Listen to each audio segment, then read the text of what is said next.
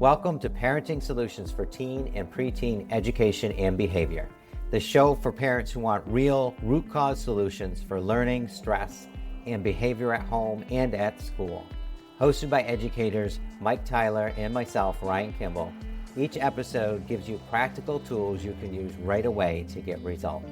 Before we dive in, grab our free ebooks, the Parent's Survival Guide, and the Good Choices booklet. Use the click here link right in the show notes. Okay, let's get started. Hello, everyone, and welcome to another episode. Today, Mike and I are going to be going over something that helps lead to the problems that sometimes crop up for young adults, for preteens, when they're trying to apply what they learn in school or what we're talking about to the real world. And Mike found a perfect example of this. And we're going to start with that and then go over also how just labeling what's going on isn't really the solution. So stay tuned for that a little later in the episode and then our solutions for that as well. So Mike, tell us about this welcome to delicious phenomenon that you pointed out the other day. Sure. So just driving around town, I noticed a billboard, and it's for a restaurant called Culver's. I don't know if they're national or not. You know, it might just be a regional or semi-local situation. But anyway, Culver's, it's a hamburgers and shakes type of place. And that's what the billboard said. It just said, "Welcome to delicious." And that struck me, of course, as a student of the language, that that's an interesting way of putting it, right? First of all, it doesn't really qualify as a sentence, right? It's just sort of a statement. Welcome to delicious. Okay. Well, not that anyway. We're getting into grammar terms, which we're going to avoid completely. What's a statement? What a sentence is made of? All that sort of stuff. Who cares? It's just an interesting concept. Welcome to delicious. I did consult several dictionaries at home because this is what I do for entertainment and educational purposes only. And delicious is usually a word that's used to describe things, right? This ice cream is delicious. This steak is delicious. Okay. And it's listed in dictionaries that way and only that way, at least all the ones that I consulted. And yet you have welcome to delicious.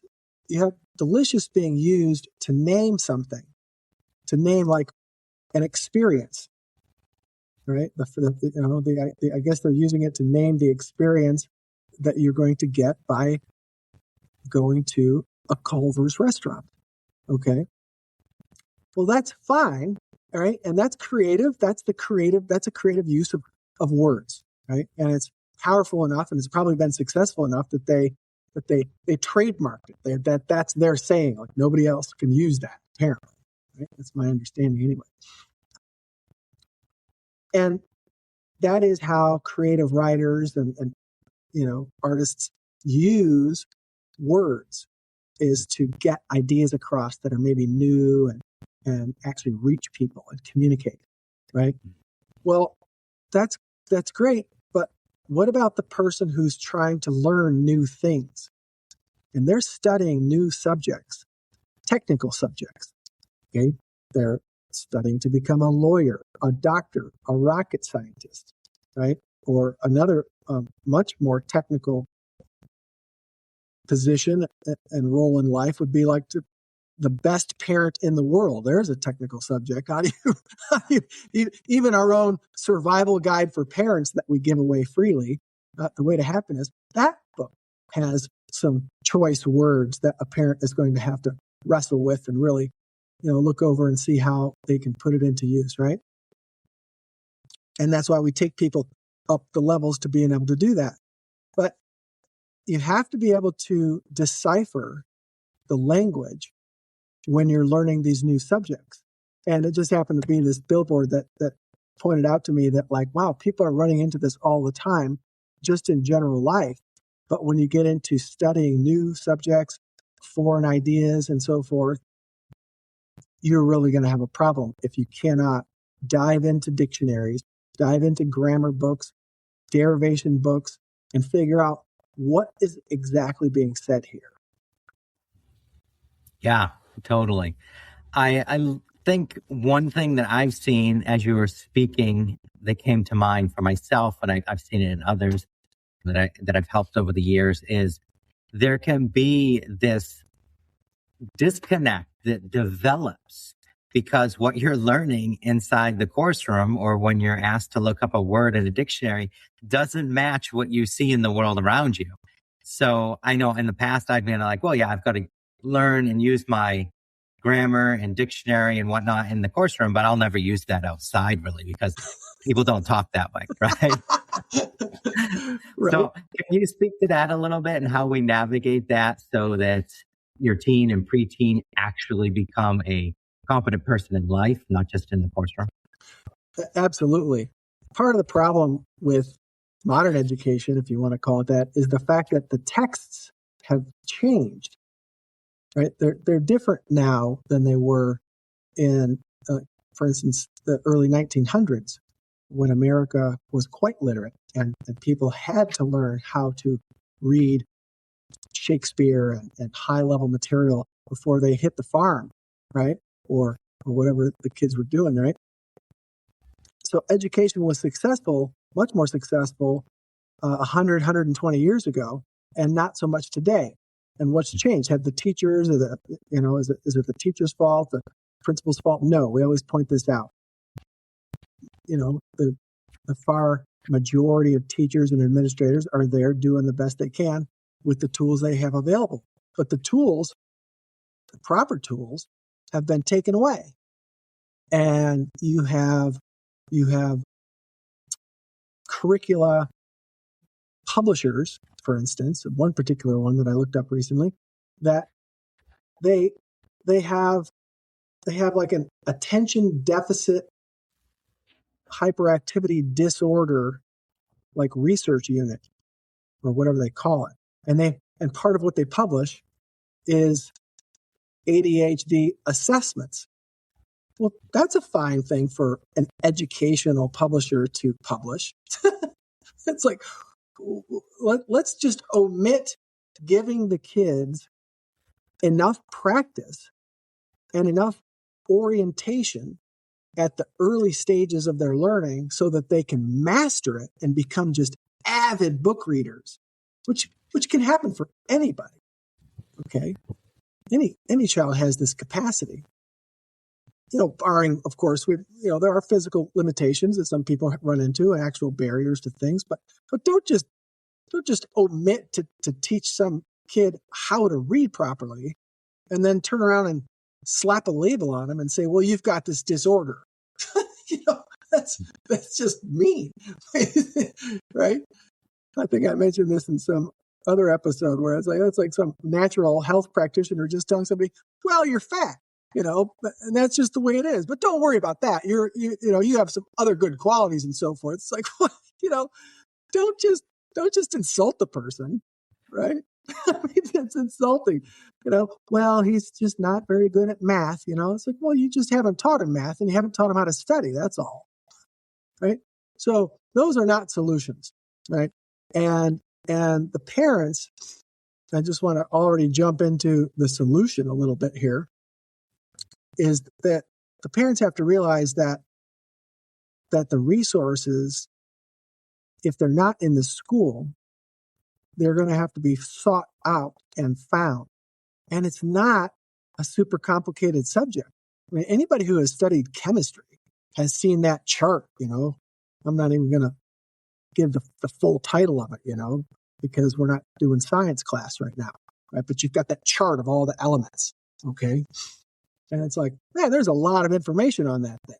And anybody who's taken, 1 or 2 years of chemistry, even at the high school level, knows quite a bit about how the physical universe is made up, right? There are not nearly that many parts of speech and parts of sentences and parts of communication in terms of learning how to use words that need to be learned. Not nearly as much. It's not a complicated subject.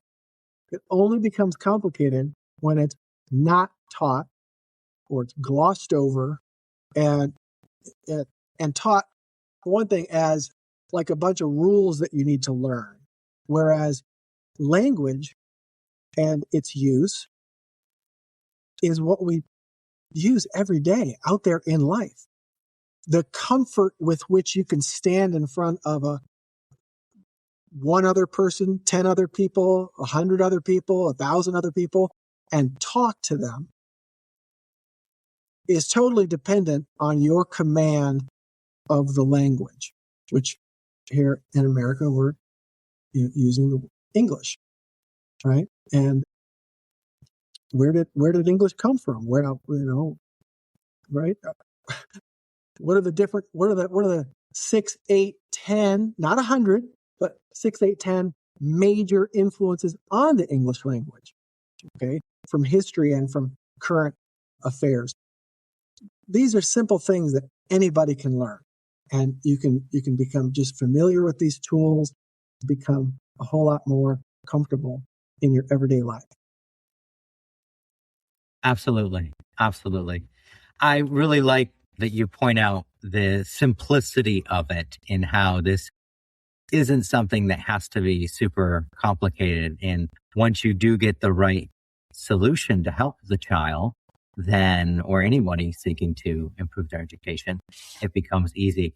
Another analogy that came to mind, because we both are into natural health and whatnot. And there's a doctor that I recently worked with and am working with and helping him with some different things.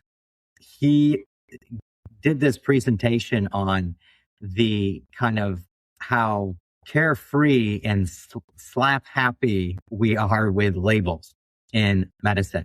Uh-huh. And he said, yes, you can have this really amazing sounding label that tells you exactly what disorder you have, but you're no closer to fixing it. You just now have something that you can say why you feel so terrible. That's great. I feel like it's the same with these labels like ADHD, ADD, okay, good. Now my child has been labeled. Now that doesn't bring them closer to a solution. Drugging them doesn't help at all. In fact, it's the reverse in my opinion.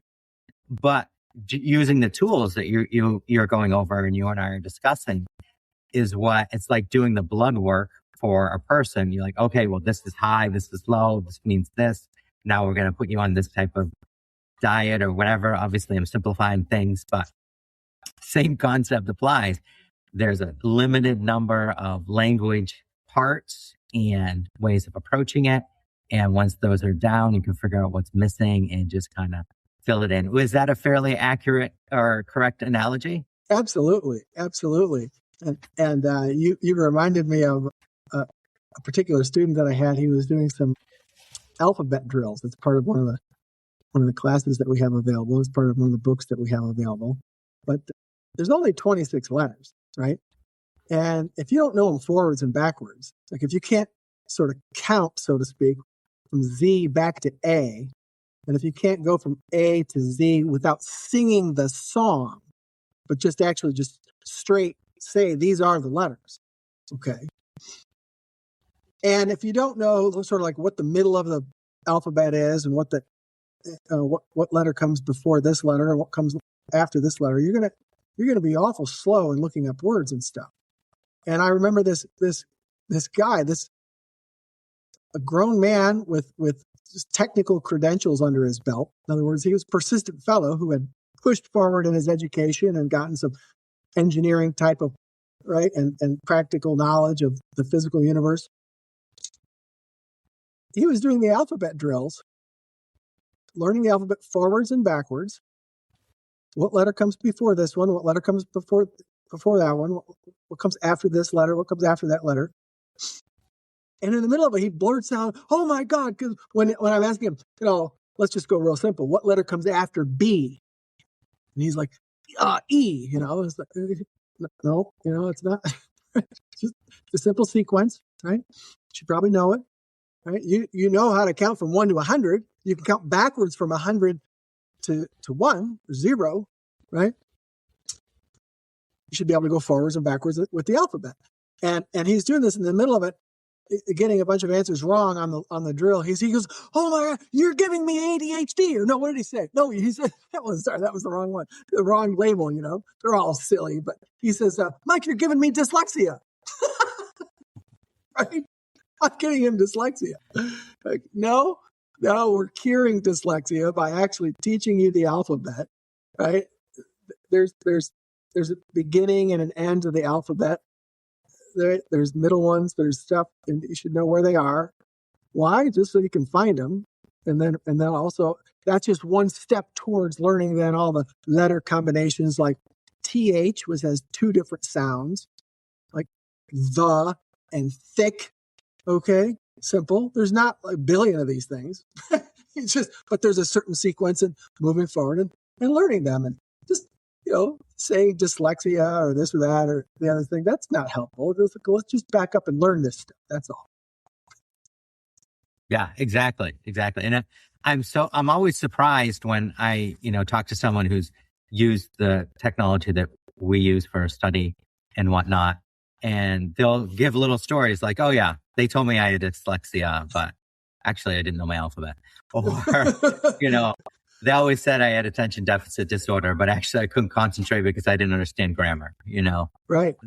These type of simplicities, you kind of have to experience it for it to be very real that that's the way it is. Because even after years of doing it and knowing it myself, it wasn't until I really dived in and started working with others and seeing the results they got that it became even more real how easily handleable these different labels can be, etc. Right? Absolutely. Yeah. One thing you have mentioned, I guess, many times probably, is that a parent needs to know these things so they can work with their child and, help them understand the simplicities and not get caught up in the confusions that can come up as one tries to learn. Can you speak to that a little bit as it relates to what we've been going over? Sure. The parents, in all likelihood, were not made to be masters of the English language themselves, no matter how far they went in their education. Okay, they could be highly trained. Well, I run into, doctors and engineers and people with master's degrees all the time who could not, let's just put it simply, who could not pass an examination on an elementary school level language test. Okay. Yes, you can become a doctor. Yes, you can become competent. You can maybe even run a successful business. But when you're trying to help your child with their homework, or you're trying to help their child understand why they're having difficulty in school, it's going to require becoming an expert at that level of instruction. And it comes down to these simplicities. And so the first thing that the parents are going to have to realize, the first thing that's going to open up the gate to a solution, is the parents will have to realize that they are going to have to learn this stuff so that they can help their child. Makes sense. Don't have that barrier, thinking you know all about it, and therefore you're not able to help your child as much as you possibly could if you learn more. Yeah. Okay, great. And so let's say a parent listening to this has a teen or preteen who's confused about the way words are used and also maybe is on the verge of being labeled something. What would be really simple, practical step they could take away from this episode to start helping their child without getting into labels and drugs and other solutions that don't work? Well, let's find out what the child actually can do. Let's get the child to realize that they can learn. So let's take it out of the department of, let's forget about the alphabet and how many letter combinations there are. Let's not worry about that. Can the child tie their shoes? Yes, they can. If they can tie their shoes, probably the parent helped them learn how to do that. Right? And through lots and lots of practice, they became very good at it. Okay? If they can tie their shoes, untie their shoes, after walking around for a while, they realize that their left shoe's not quite as tight as it should be, so they can undo it and redo it and get things synced up, so they match. And okay, wow, they're an expert. They know exactly what needs to be done to tie their shoes the way they want them tied. Okay. Well, let's get them to realize that, can they dress themselves? Do they know how to put a shirt on? Do they know how to, for instance, hold the sleeves of their shirt or sweater or whatever while they're putting their jacket on? These are complex actions, right? I mean, it's not maybe quite as complex as flying an airplane or playing golf, right? But it's stuff that had to be learned. Okay. And let's validate what they can learn and get the student, the child, to really believe that it is possible for them to learn by pointing out the fact that they have learned so many things. Okay. Let's validate that and then establish a purpose for learning new things. And I think that is the entrance gates to creating teamwork at learning new things. That's so awesome.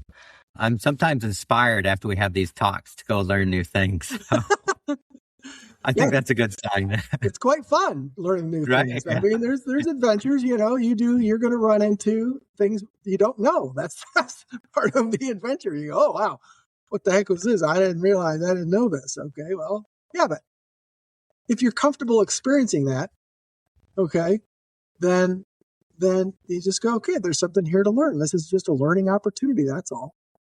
And then you keep moving forward and you learn it and you practice it. You make some observations, ask questions, look stuff up on reliable sources of information. There's lots of, hokey stuff out on the internet, but there are plenty of useful places to find information, especially if you've been trained in how to evaluate information and sources of information, which we do get to in our later instructional programs. But you can start by looking.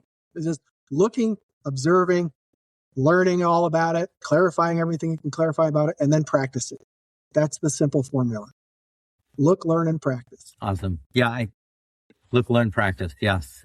I think with what you just said about starting with that entrance point and then getting that purpose going and then look, learn, and practice, pretty much the world is open for any young adults, teen, preteens for their going after and achieving what they want to. So, and that's what I love doing these episodes. I always feel, as a nonprofit, we're really trying to reach as many of the next generation as possible by helping parents who are shaping them. And I think bringing these simplicities to everyone is so powerful. So anyways, thank you for that, Mike. I've been inspired.